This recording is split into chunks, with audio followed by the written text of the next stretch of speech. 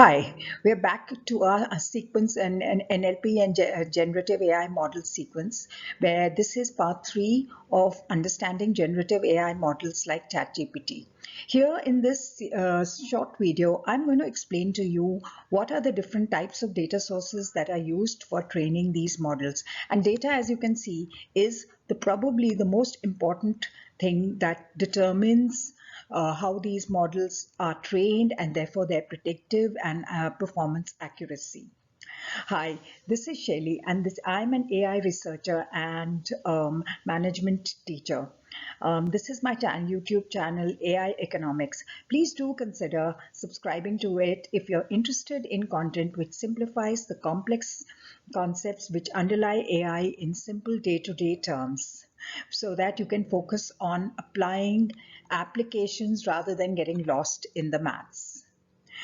Please also consider hitting the like button for this video, as it helps with the algorithm, and hit the bell icon to be notified with any updates or in terms of new videos.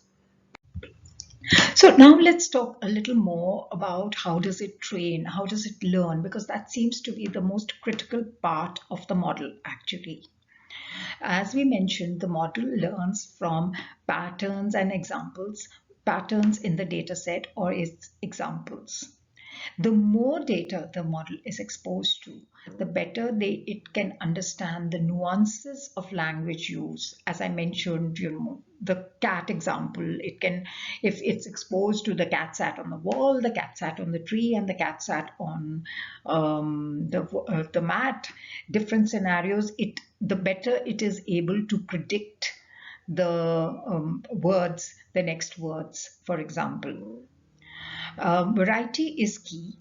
So LLMs benefit a lot from having very different types of data. So it's good if it's exposed to not just Wikipedia, for example, as a repository of knowledge, but also, Reddit forums, and also, any websites which are available on the internet, so that it gets an access to different types of writing styles, vocabularies, and factual information.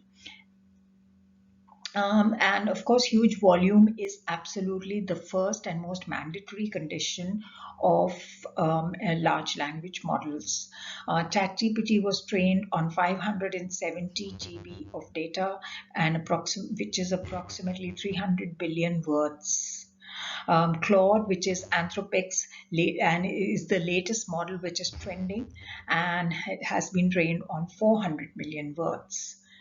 Once the AI has been trained, it can use its knowledge to generate new text and entirely new content. So where does this data, as we said, data is the most important aspect of a large language model such as ChatGPT. Where does this data come from? LLMs are typically trained on a very large variety of data sources, including books, millions of books of various genres and time periods, which provide exposure to different writing styles and knowledge domains. Articles, news articles, blog posts, and other online content offer lots of perspectives and factual information. They're trained on code repositories, which can teach LLMs about programming languages and their functionalities. The common crawl or the web crawl data, which is basically all your open websites on the internet, and is a place which is a vast data set which provides a snapshot of the what is going on in the internet. Diversity of data is very critical. It is important that the LLM is exposed to as much data as possible.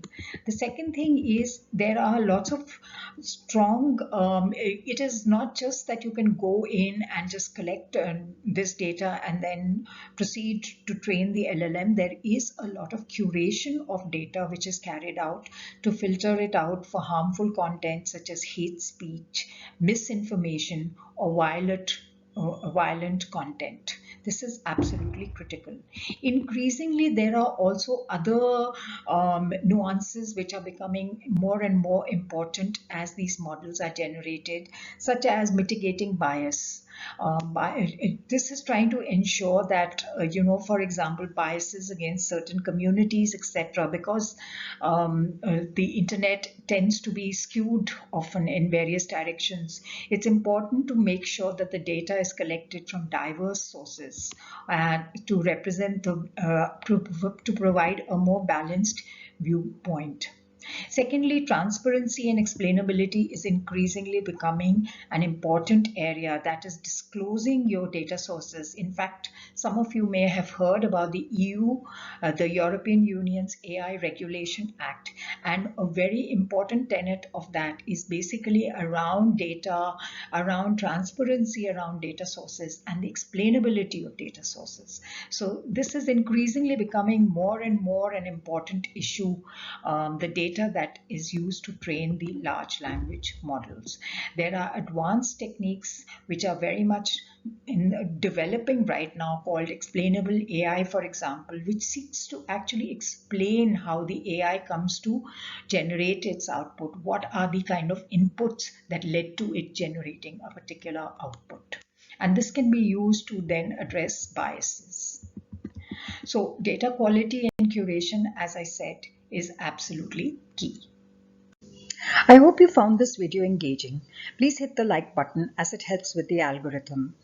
In this video, I basically try to explain what is the data, which is and where does it come from and how much of it is required for training these models. And as you can see, it is a lot. Stay tuned for the next video, which talks on comparing generative AI algorithms with other types of artificial intelligence algorithms. Also, please subscribe to my channel, AI Economics, and hit the bell icon to be notified about new videos.